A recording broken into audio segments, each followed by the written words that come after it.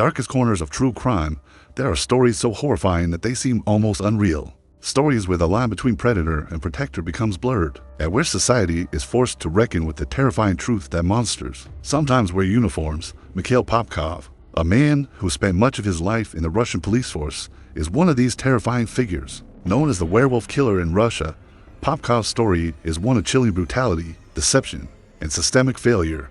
For nearly 2 decades, Popkov terrorized the citizens of Irkutsk, a region in Siberia, committing heinous crimes under the very noses of his colleagues and the law. Between 1992 and 2010, he ruthlessly murdered 86 people, mostly women, but his name only became synonymous with evil years later when the magnitude of his actions came to light. Unlike other infamous serial killers whose killings are often the result of random violence or a deep psychological disturbance, Popkov's story is marked by his calculated and methodical approach. He carefully selected his victims, often women, and used his position as a police officer to trap them in situations where they had no chance of survival.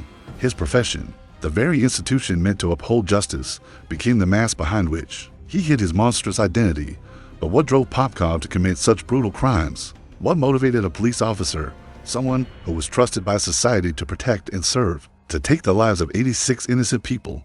And more disturbingly, how did a man with access to law enforcement resources, information, and power manage to evade justice for so long? These questions form the crux of the terrifying mystery that is Mikhail Popkov's killing spree. This case is more than just a story about a serial killer. It is a story that reveals the terrifying possibilities of authority gone awry, the dangers of a system that fails to act, and the darkness that can lurk behind even the most trusted faces in society. Popkov's descent into infamy as the Werewolf Killer is a chilling reminder that even those in positions of authority can abuse their power, and how the simplest of missteps or systemic flaws can allow such horrors to go unnoticed. In this deep dive into the case of Mikhail Popkov, we will explore the details of his life and crimes, examining how he evaded capture for years, the horrific acts he committed, and the broader implications of his actions on the law enforcement community and society as a whole. This story will uncover the devastating impact of his murders, the painstaking investigation that finally brought him to justice, and the haunting questions about trust, power, and the corruption within systems designed to protect us. Part 1. The life of Mikhail Popkov, a man who wore a mask. To understand the depth of Mikhail Popkov's depravity, we must first look at the man behind the mask, a man who seemed, at least on the surface, to embody the very values of law and order. He would later shatter with his horrific crimes. Mikhail Popkov, born in 1964 in the remote Russian city of Notorious, came from humble beginnings. Growing up in Siberia, an area known for its harsh climate and rugged terrain, Popkov's childhood was far from easy.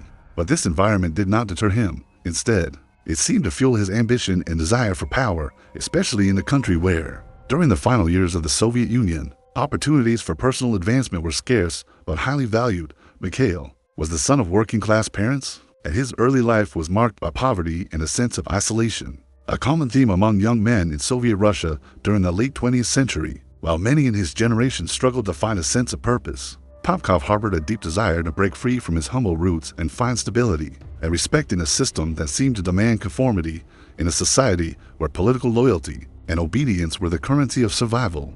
Popkov found a way to elevate his status by joining the Soviet police force. He joined the Russian police force during a time of tremendous societal and political change. The collapse of the Soviet Union in 1991 left the Russian Federation in a state of flux, and the resulting economic instability and rampant corruption within the new government created the perfect environment for individuals like Popkov. At the age of 28, he was already on his way to building a career in law enforcement, a profession that promised both personal security and social status. Popkov's rise within the police force was steady. By all outward appearances, he seemed to be a model officer, dedicated, hardworking, and devoted to upholding the law. In 1992, he moved to Angarsk, a city in the Irkutsk region of Siberia, where he would become a well-known figure in the local police force to the outside world. He was a man of integrity, someone who was committed to protecting the community. However, as we now know, Popkov had a darker side, one that he managed to conceal for years while secretly nurturing a growing resentment and dissatisfaction with his life and the people around him. On the surface, Popkov's life appeared to be relatively normal. He was married to Tatiana, a woman with whom he had a child, and he held a stable position in the police force. Yet, beneath this facade of stability, Popkov harbored feelings of resentment and frustration, particularly regarding his financial struggles and perceived lack of success. Unlike many of his colleagues, Popkov had not amassed wealth or gained any significant social status through his career. This unspoken frustration gradually transformed into envy, and he began to see his wife's family, particularly his brother-in-law, Min Lin, as symbols of everything he could not attain: financial stability, family success, and societal respect. Popkov's resentment began to fester over the years. He would often find himself at odds with Min Lin, a successful businessman who had built his life from the ground up. Min, who owned a small convenience store in the suburban area of Irkutsk, was a man who had managed to carve out a life of modest comfort for his family. Popkov saw Min's success as a direct reflection of his own failures, a man who had worked tirelessly, yet still felt as though he had fallen short. In contrast to Min's success, Popkov struggled with mounting debts, personal dissatisfaction, and a deepening sense of inadequacy. This sense of failure would become the bedrock of his criminal mindset, where a deep desire for control, power, and revenge would ultimately lead him down a dark path. But it wasn't just Popkov's financial frustrations that pushed him toward violence. As he spent more time within the tight-knit police community, he began to grow more cynical and detached from society. He found solace in the notion that he was, in some sense, above the law. His role as an enforcer of law and order gave him an unusual power: the ability to manipulate and control situations to his advantage. Popkov began to view himself not just as a man serving the state, but as someone who could define his own morality, his own sense of justice. Popkov's growing resentment, compounded by his inability to achieve the financial success he so desperately desired, laid the groundwork for the first of his many murders. Over the years, his relationship with women became strained, and he began to perceive them through a lens of anger and judgment. Women who, in his eyes, did not live up to his moral standards became his targets. He believed that certain women, particularly those he considered promiscuous or immoral, were deserving of punishment. This belief, twisted and dangerous, formed the core of his justification for the killings that would follow. One of the most chilling aspects of Popkov's descent into madness is that it was not sudden. It was not the result of a single traumatic event, but rather a slow unraveling of his psyche, a gradual buildup of frustration, resentment, and a growing sense of entitlement. As he spent years watching others succeed while he remained trapped in a cycle of personal failure, Popkov's sense of justice became warped.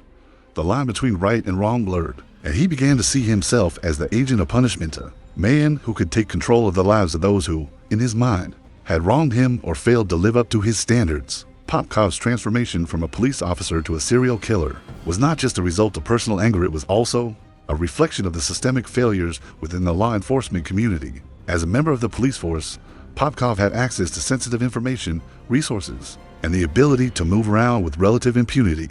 His job gave him the means to carry out his crimes without arousing suspicion. He knew how to avoid detection, how to manipulate evidence, and how to cover his tracks. His ability to operate within the system for so many years without raising alarm bells speaks to the alarming gap in law enforcement practices and oversight during that time. It wasn't until 2012, after nearly 2 decades of terror, that Popkov's reign of terror came to an end. But the question remains, how did a man so deeply embedded in law enforcement evade capture for so long? How did his actions go unnoticed by those around him? Even as the bodies of his victims piled up, the answers to these questions lie not only in the darkness of Popkov's own psyche, but also in the failures of the very system that was meant to protect the people of Russia. The path to the murders, a gradual descent into darkness. Popkov's first murder occurred in 1992, a year after he joined the police force in Angarsk. But at this point, the killings were still sporadic, not yet the well-planned, methodical spree they would become. It wasn't until later that his killings took on a ritualistic, systematic quality. Popkov began to target women, often those who were alone at night or in vulnerable situations. His status as a police officer gave him the ability to approach his victims without arousing suspicion. He used his uniform as a shield, hiding in plain sight as a trusted member of law enforcement while secretly becoming the predator he had always resented. His first victim was a woman who had accepted a ride from him. Popkov, at the time, had no idea that this moment would set the stage for the horrors to follow. He killed her in a secluded area and left her body behind. But his feelings of power and control over the situation would become addictive. This was just the beginning. Over the next decade, Popkov refined his method, choosing his victims with precision and leaving behind little to no evidence of his involvement. He became the embodiment of fear, a shadow who crept through the nights, picking off women one by one. His crime spree, however, went undetected for so long that it almost seemed as though Popkov had figured out how to be invisible. Conclusion of Part 1. The man behind the masked life of Mikhail Popkov is a testament to the dangers of unchecked power, frustration, and the ability of some individuals to compartmentalize their darkest impulses. Popkov wore the mask of a lawman, yet his mind was a ticking time bomb, waiting for the right moment to explode into violence. His crimes, driven by a combination of personal failure, financial frustration, and warped ideology, exposed the darkness that can lurk within even the most trusted members of society. In Part 2, we will dive deeper into the first known murders of Mikhail Popkov, analyzing his early victims and the twisted justifications he made for his actions. We will begin to understand how his methodical killings gained momentum and how he evaded law enforcement for so long. Stay with us as we continue to uncover the chilling reality behind the Werewolf Killer's reign of terror. Part 2, the first murders, a calculated descent into darkness. Chilling and methodical killings carried out by Mikhail Popkov didn't happen overnight. As we explore the early murders that marked the beginning of his horrific spree, we can see how his gradual descent into darkness became more calculated, precise, and increasingly confident. His first victim set the stage for what would become a terrifying legacy of brutality, and his actions during this period shed light on the twisted psychology that guided him.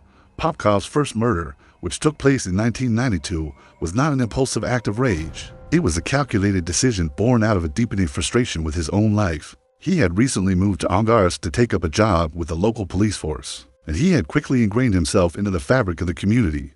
On the outside, he appeared to be an upstanding officer, a man dedicated to maintaining law and order. But beneath this professional facade, Popkov was already grappling with intense personal and financial struggles. His professional success had not translated into personal satisfaction or wealth. His resentment and feelings of inferiority continued to grow, fueled by the mounting debt he faced. Popkov's first victim was a woman he encountered on a lonely stretch of road near Angarsk. She was in a vulnerable situation, walking alone in the evening, a familiar but often dangerous scenario. Popkov, who was in full police uniform, offered her a ride, which she accepted. The trust people had in law enforcement officers made it easy for Popkov to manipulate situations in his favor.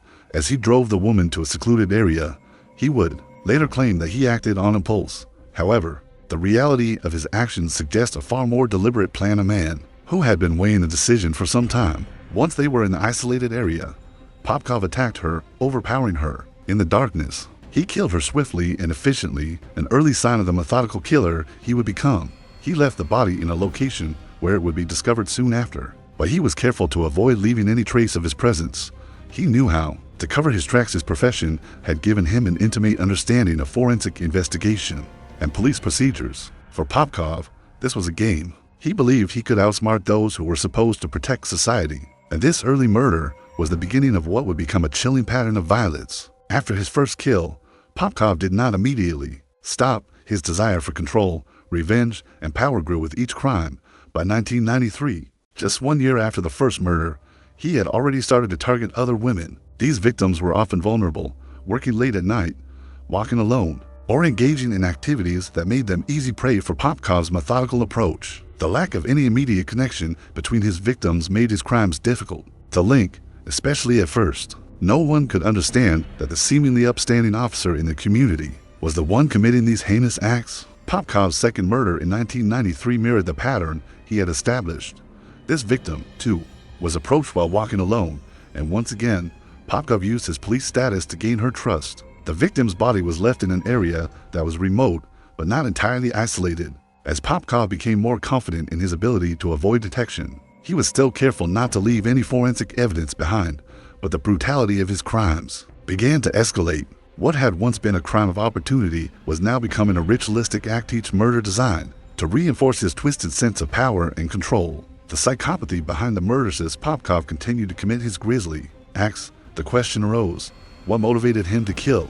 On the surface, he appeared to be a man who had everything to lose. He was a police officer, an occupation that demanded a sense of order, responsibility, and trust. He had a family, a wife named Tatiana, and a child.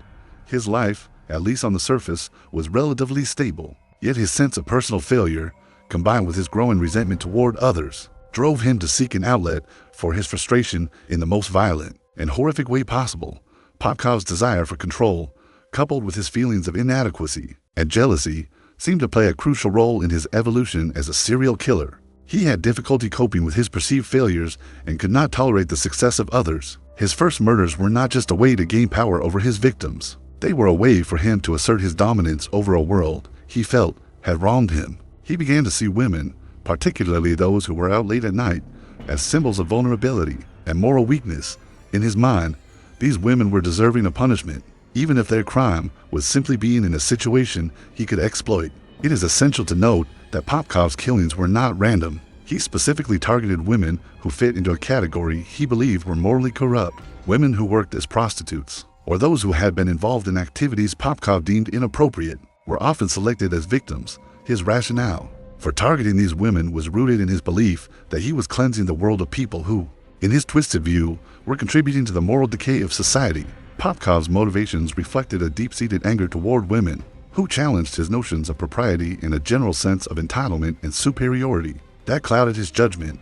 Over the years, Popkov's killings grew increasingly frequent. He operated with a sense of growing confidence, manipulating his police position to avoid suspicion. It wasn't just that he was committing murder, it was that he believed he was doing so with a sense of justice.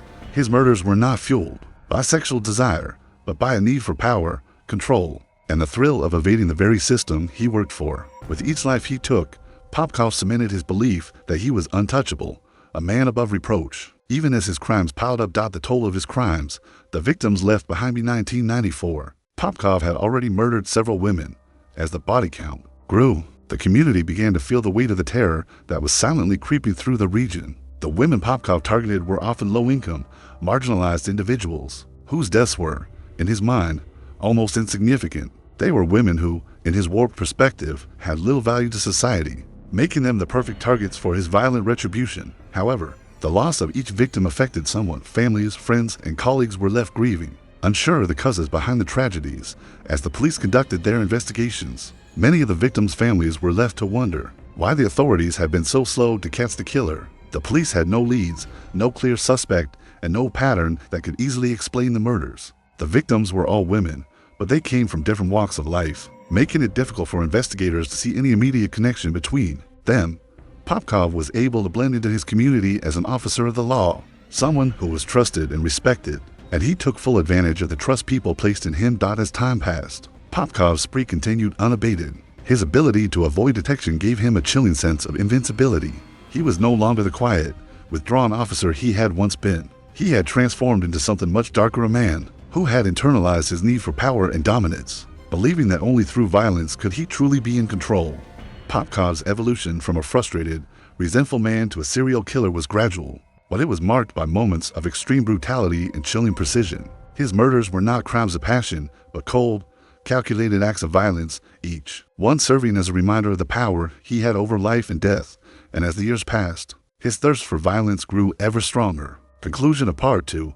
The Quiet Killer in the Shadows. Mikhail Popkov's early murders were just the beginning of a long and terrifying spree that would leave the Siberian landscape stained with blood. In the early 1990s, he began to hone his methodical approach to killing, selecting his victims with precision and carrying out his murders with chilling efficiency. His actions were driven by a deep-seated resentment toward the world, particularly women who embodied the societal ideals he could never achieve. As Popkov's killings continued, he grew bolder, more confident, and more detached from his actions. His profession as a police officer allowed him to hide in plain sight, making it even more difficult for investigators to uncover the truth. Popkov's dual life, one as a trusted officer, the other as a remorseless killer, created a web of deception that kept him undetected for years. In Part 3, we will explore the investigation that eventually led to Popkov's capture, examining how law enforcement began to close in on the killer, who had once been one of their own.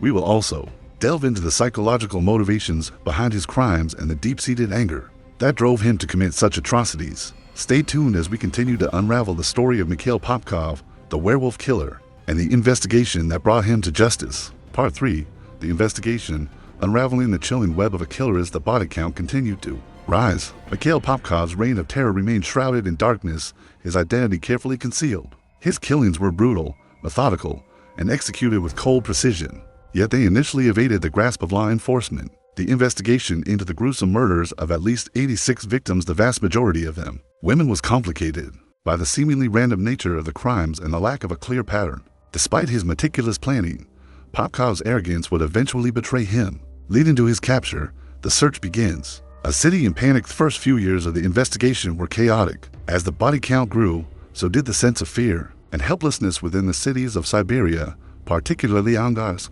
where Popkov had committed his first murders. Women in the area were disappearing at an alarming rate, leaving behind a trail of confusion and terror.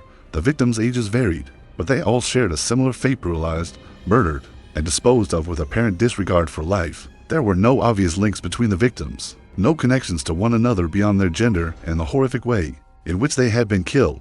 The police were initially stumped. There were no clear motives: robbery, sexual assault, and even revenge were all ruled out in the early stages. The sheer randomness of the killings left investigators grasping at straws. It wasn't until the police realized that the murders occurred in patterns, and that many of the victims were abducted from the same areas, typically public spaces, like bus stops and bars, that they began to see some semblance of order in the chaos despite the limited physical evidence left behind at the scenes. A few key pieces began to emerge. Eyewitnesses from various locations reported seeing a man driving a car near the areas where the women had been taken. He was described as a middle-aged man with dark hair and a nondescript appearance, making it difficult for investigators to pinpoint his identity. Furthermore, it became apparent that the killer was someone who knew the area well, possibly even living in or near the victims' neighborhoods. The investigation hits a dead end. As the investigation progressed, the police struggled to find any solid leads. The killer's method was deceptively simple. He would approach his victims while they were walking alone,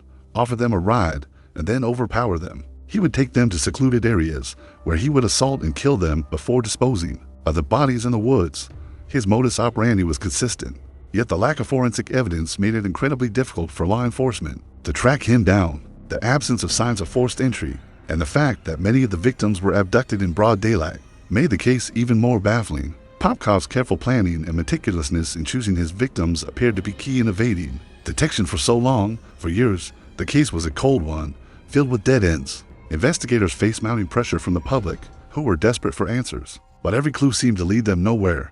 A breakthrough, the DNA evidence's turning point in the case, came when forensic investigators made a breakthrough that would ultimately unravel Popkov's carefully constructed facade. In 2010, with the advancement of forensic technology and the increasing focus on serial killers in Russia, a new analysis of DNA evidence left at one of the crime scenes revealed a link between the murders.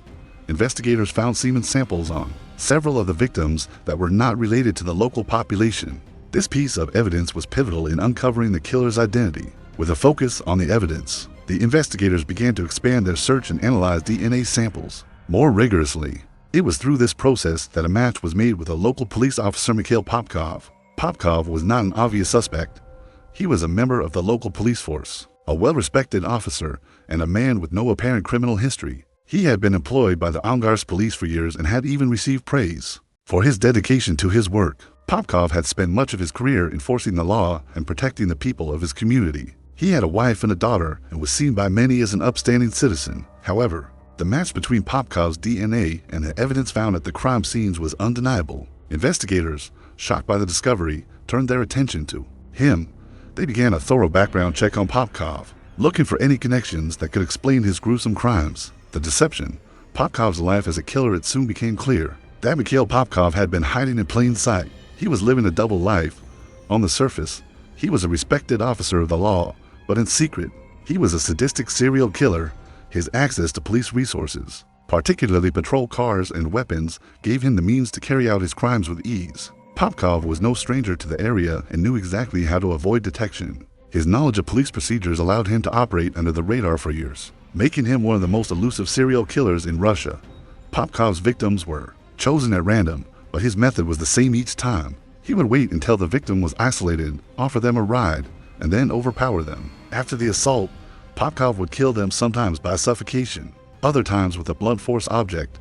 His acts of violence were cold and calculated, with no regard for human life. Once the murders were completed, Popkov would dispose of the bodies in remote areas, ensuring they were hidden from view. What made Popkov even more dangerous was his ability to blend in with the community. As a police officer, he was above suspicion. His colleagues and neighbors knew him as a quiet, hard-working man who was dedicated to his job. He had the trust of those around him, and this made his crimes all the more shocking when they were finally revealed. The public's sense of safety was shattered by the realization that a police officer, a man they had trusted to protect them, was the very person responsible for the deaths of so many. A killer's mindset, the psychological profile. As investigators delved deeper into Popkov's life, they began to uncover the motivations behind his gruesome acts. Popkov's psychological profile painted a disturbing picture of a man driven by a deep sense of entitlement and a thirst for power. He was a man who felt empowered by his uniform and his position in society, which gave him access to the tools needed to carry out his horrific crimes. Experts suggest that Popkov may have been motivated by a combination of factors, including a desire for control, deep-seated frustrations with his personal life, and possibly a sense of sexual entitlement. His choice of victims, women he believed were vulnerable and powerless, indicates that he may have been driven by misogynistic views, seeing women as objects to be controlled and discarded. Popkov's actions were also indicative of a deep psychological disorder. His ability to compartmentalize his life as a police officer while carrying out his murders suggests a high degree of dissociation from his actions. He could shift between the role of a law enforcement officer and that of a brutal killer with ease, hiding behind the façade of his respectable position to continue his reign of terror. The fact that he was able to suppress his violent tendencies for so long, while simultaneously performing his duties as a police officer, speaks to the complexity of his psyche. The investigation, piecing together the puzzles Popkov became the prime suspect, law enforcement began to build their case against him. They combed through his past, his records, and his interactions with the victims. Surveillance footage from the areas where the victims were last seen, and evidence found at the crime scenes were key in linking Popkov to the murders.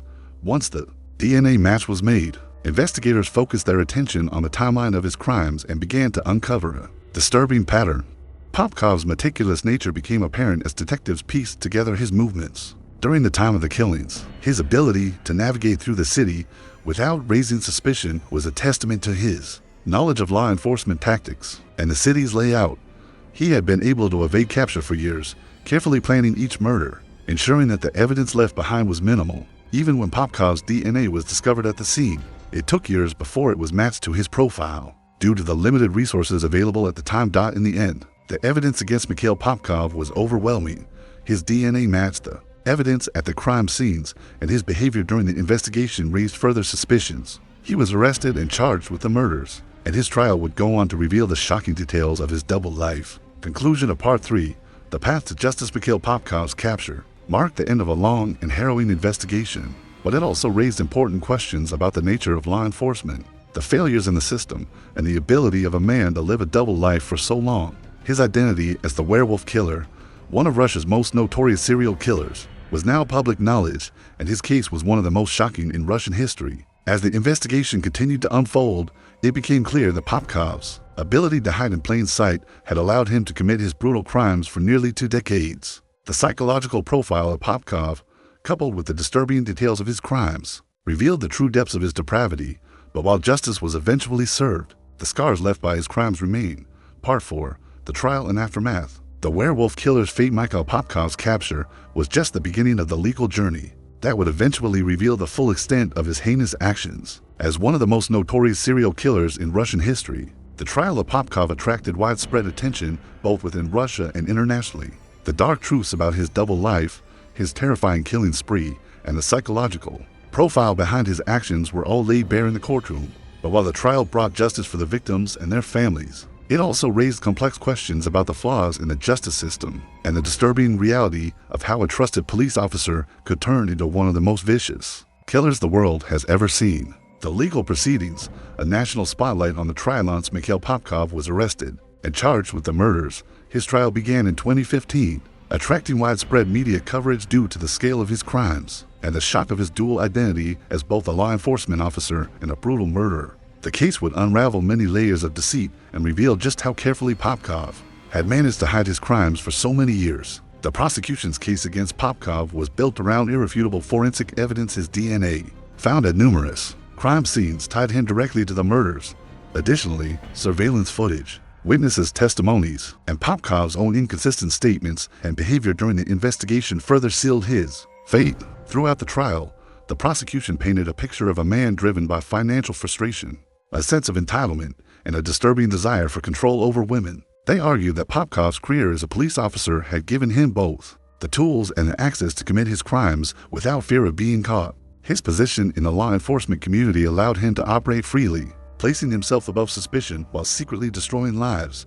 While Popkov was undoubtedly a cold and calculated killer, the defense team presented a different narrative. They suggested that his mental health, including deep-seated emotional issues and a possible psychological breakdown, played a significant role in his violent actions. The defense attempted to paint Popkov as a man overwhelmed by the pressures of his personal life and his unfulfilled desires. They argued that his violent actions were triggered by a breakdown in his mental state, rather than a deliberate and premeditated plan. This defense, however, failed to gain traction in the courtroom. The overwhelming evidence of Popkov's premeditation, his methodical approach to selecting victims, and his ability to operate as both a killer and a respected police officer undermined any claims of a mental health crisis as the sole cause of his actions. The verdict, a life behind bars. After weeks of testimony and evidence presented by both the prosecution and defense, the trial came to a close, and Mikhail Popkov was found guilty of 22 murders in 2015.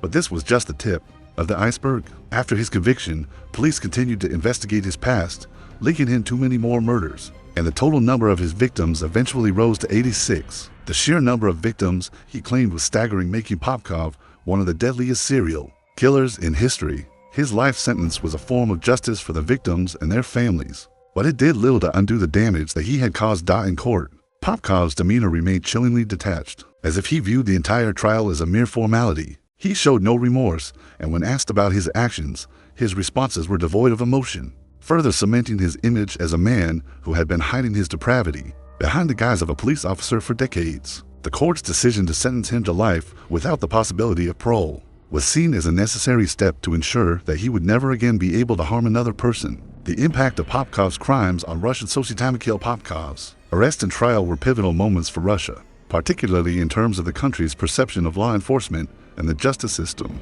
His crimes forced the public to confront a chilling reality that a person trusted with upholding the law could also be the very person who violated it most horrifically. Popkov's dual identity as both a police officer and a serial killer shook the nation, leaving many questioning the integrity of those in positions of power. His case raised significant concerns about the nature of policing in Russia and the role of corruption within law enforcement. Popkov's access to police resources, his knowledge of investigative techniques, and his ability to avoid suspicion for so many years exposed significant flaws within the police force. Investigations into his case revealed that Popkov had even used his position to mislead investigations and cover his tracks, a factor that made his capture all the more difficult. The Popkov case also highlighted the need for greater transparency and accountability within Russia's criminal justice system. His ability to commit such horrific acts over an extended period of time without being caught raised questions about systemic failures in addressing serial crimes and the barriers to effective investigation and law enforcement. The psychological profile, the mind of a killer. Psychologists and criminal experts who have studied Popkov's case have attempted to understand the twisted psyche of the werewolf killer. His psychological profile suggests a man who was both emotionally detached and deeply disturbed. He displayed many of the classic traits of a psychopath: lack of empathy, charm, and the ability to deceive those around him while hiding his true intentions. Popkov was able to deceive his colleagues, his family, and his community, creating a facade of normalcy while secretly living a double life as a murderer. Popkov's emotional isolation played a significant role in his descent into violence. He was married, had children, and appeared to lead a normal life, but experts suggest that his frustrations with his own inadequacy, coupled with deep-seated issues of control and dominance, likely contributed to his violent tendencies. His relationship with women was key to his motivation. Popkov saw them as objects to be controlled, and in his twisted mind, he believed that by taking their lives, he could assert his dominance and power over them. His ability to compartmentalize his life as both a police officer and a killer is one of the most chilling aspects of his case. Popkov lived his life into parallel worlds, one as a member of society upholding the law, and the other as a sadistic killer operating without remorse. This duality is a hallmark of many serial killers, who often maintain a facade of normalcy to avoid suspicion. Popkov's ability to deceive those closest to him while carrying out his gruesome murders demonstrates a profound level of control and manipulation. The aftermath, a legacy of fear and reflection. Mikhail Popkov's conviction, while bringing justice to his victims, also left a deep scar on Russian society. His crimes served as a wake-up call for law enforcement, the judicial system, and the public at large. Popkov's ability to hide in plain sight for so long showed just how vulnerable society can be to those who manipulate their positions of power. The case forced Russian authorities to reconsider their approach to investigating serial crimes and to question how they could better address the psychological factors that drive people like Popkov to commit such atrocities. Popkov's story also highlighted the dangers of unchecked power and the need for reforms within law enforcement. His position as a police officer should have been a source of trust, but in his case, it became a tool for his manipulation and concealment of his crimes. The case stands as a stark reminder of the importance of transparency, oversight, and accountability within law enforcement agencies. Moreover, the emotional toll on the victims' families and the community cannot be overstated. The families of Popkov's victims were left to grapple with the trauma of losing loved ones in such brutal and senseless circumstances, while Popkov's conviction brought some sense of closure. The scars left by his crimes would last a lifetime. Conclusion: a dark chapter in history. Mikhail Popkov's legacy as one of Russia's most notorious serial killers will forever be marked by the horrors he inflicted on at least 86 innocent lives. His chilling ability to live a double life as both a respected police officer and a sadistic killer is a testament to the darkness that can reside within the human soul. His trial and conviction brought justice, but they also exposed deep flaws in the system meant to protect society. The story of Popkov is a tragic reminder of how powerful and dangerous unchecked authority can be. While justice was ultimately served, the impact of his crimes will continue to echo through Russia and beyond, serving as a warning of the potential for evil within those we least expect it from. Part 5. The Lingering Legacy, a Nation Shaken. A killer behind bars. While Mikhail Popkov's capture and conviction brought a sense of closure to many of the victims' families, the ripples of his crimes are still being felt throughout Russia, especially within law enforcement and the broader community. Popkov's case served as a chilling reminder of how someone entrusted with power can not only fail society, but become the very thing that they swore to protect people from. Even now, years after his arrest, the story of the Werewolf Killer continues to provoke reflection on the failings of systems designed to uphold justice and the psyche of those capable of committing such horrors. A community forever changed. Popkov's reign of terror left scars not only on the families of the victims, but also on the entire region of Irkutsk and beyond. The initial disbelief that one of their own could commit such unspeakable acts of violence was soon replaced by a cold understanding of the depth of Popkov's deceit and manipulation. Those who lived in the areas where Popkov had murdered his victims were left to reckon with the chilling realization that someone so seemingly normal, someone trusted by the community as a police officer, was the predator who had been living among them. The psychological impact on the community cannot be underestimated. Many citizens of Irkutsk and nearby areas became fearful of the very institution that was meant to protect them. Their faith in law enforcement and the justice system was severely shaken. Popkov's crimes prompted discussions about the accountability of police officers, the need for thorough background checks, and the dangers of corruption and systemic failures. It raised uncomfortable questions about the oversight of people in positions of power and the importance of mental health assessments for law enforcement officers. Though justice was served through Popkov's life sentence, the long-term psychological impact of his actions remains inescapable. Many victims' families continue to grieve, and the dark legacy of Popkov's actions lingers over their lives. The fear that someone so close to them, one of their own, could have harbored such darkness is a wound that will take generations to heal. The community, while moving forward, will never be the same. Russia's response to Popkov's crimes. In the aftermath of Mikhail Popkov's capture, there was a clear demand for change within Russia's law enforcement system. Popkov's double life as a respected police officer and a brutal murderer exposed the need for stricter checks and balances within the police force. His position allowed him to carry out his crimes without suspicion, effectively exploiting his authority for years. Russian authorities began to reevaluate the protocols for hiring and monitoring police officers, and the case became a benchmark for discussing systemic reforms within law enforcement agencies. Across the country, a broader conversation about mental health within the police force and the general population also gained momentum. Popkov's psychological profile, coupled with his access to law enforcement tools and resources, highlighted the risks of not addressing mental health struggles within high-stress professions. His case pushed Russian officials and advocacy groups to advocate for more comprehensive mental health assessments for police officers, aiming to prevent further tragedies and improve the well-being of those tasked with serving the public. While some strides have been made toward improving oversight and addressing mental health issues, the stigma surrounding mental illness remains a significant challenge in Russia. This case has further fueled calls for greater awareness and openness about mental health, especially in law enforcement, where the pressure of the job can sometimes create a dangerous environment for both officers and the people they serve.